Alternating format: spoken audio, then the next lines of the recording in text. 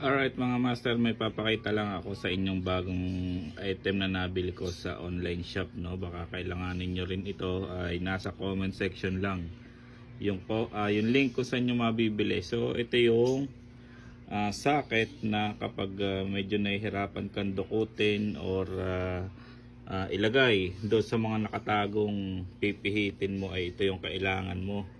So tulad nito, yon, dudukutin ko yung tornilyo ng tambucho.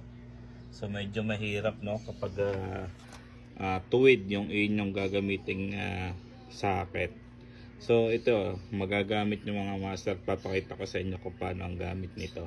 So ayan mga master, ito yung gamit niya, no. So imbes na padiretso yung ating socket, ay nakaliko na siya, na hindi mo na siya kailangang or hindi ka na mahihirapan para dukutin yung iyong pipihitin dito.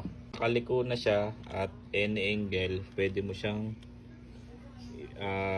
baguhin. Yan, tulad niyan, no, naiikot siya. At kapag piniikot mo siya, so ganito yung magiging takbo niya mga master. Yan, no, kung mapapansin mo, any angle pwede mo siyang baguhin. Yan, pwedeng pa ganun, pwede pa ganun. Yan.